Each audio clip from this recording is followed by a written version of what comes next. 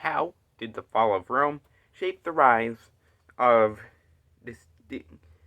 distinctively medieval Christianity?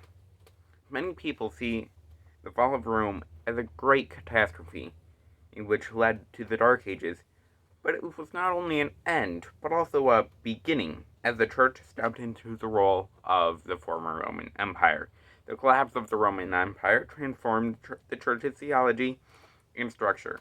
Under St. Augustine's leadership, the Church emerged as a uniquely empowered entity capable of shepherding Europe through the medieval era.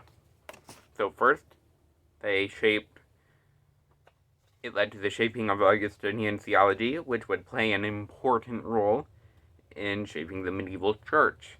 Secondly, it forced the church to take on aspects of roles that would have been traditionally been played by the state. And third, it led to a transformation of the traditions of monasticism and its role in society. First, it shaped Augustinian theology. This is based upon pessimistic anthropology to predestination and third original sin. Quote, the profound pessimism which Christians drew from Augustine's writings itself seemed to mirror the uncertainties of life as they knew it, unquote, said Paul Johnson. His pessimistic viewpoint of humanity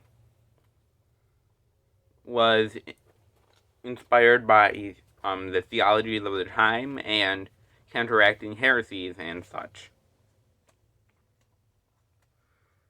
His views also helped bridge the gap between optimism of the classical era to the pessimism of the Middle Ages, as the people who lived at that time felt lost.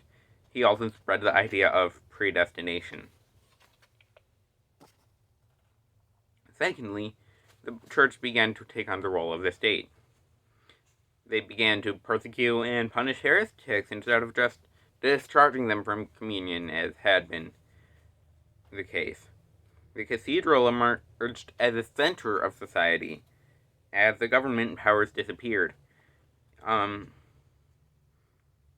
Ambrose was important in the making process behind the Orthodox Catholic Church and its imperial policy. Quote, it was a matter of fine judgment, therefore, whether Ambrose was a case of ruling class penetrating Christianity or vice versa. Perhaps the truth is both, unquote, says Paul Johnson. Ambrose baptized Augustine, and he was very theatrical with his ideas about the church, and he brought them back to North Africa.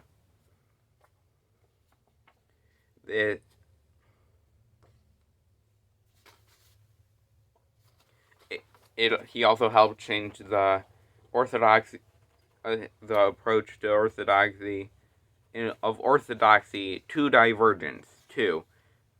Constructive persecution, as he called it, was where they tried to punish the sin out of people. There was a second, even more sinister, implied connotation because of this constructive censorship. They were forced to abandon inquiries about the church, or become a heretic. Questioning the church in any capacity led to them being considered heretics if they actually spoke of their concerns or questions. But even when there was an actively trying to, when there was active attempts at making a new empire, with the church becoming the empire, there were still elements of Christianity, though. When they were weak, they were powerful and such. Under Ambrose, church courts expanded as canon law began to grow in importance and complexity, and Ambrose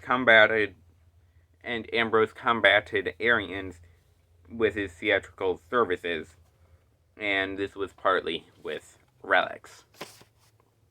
Third, monasticism was changed. Western monasticism fundamentally transformed by the fall of Rome. After 476, under Benedict, it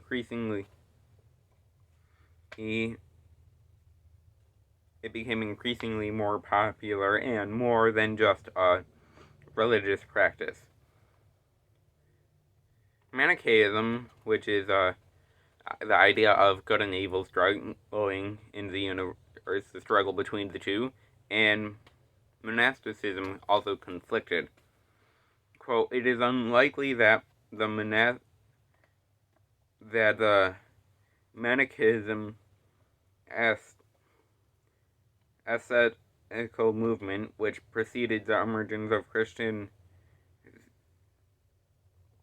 Cenobitic monasticism by about half a century, did not influence it in some way," unquote, said Guy Stromsa. A monastery was where hermits came together, essentially, and they did tasks, and we can see how it changed differently between the West versus the East, where there was still a centralized government power. Saint Benedict was one of the first, and it also has impacted Western culture today. So, the fall of the Western Roman Empire was not only an end, but a beginning where, under St. Augustine's leadership, the church emerged as a uniquely empowered entity capable of shepherding Europe through the medieval era through shaping Augustinian theology, forcing the church to take on the role of the empire, and leading to a transformation of traditions in monasticism. Thank you.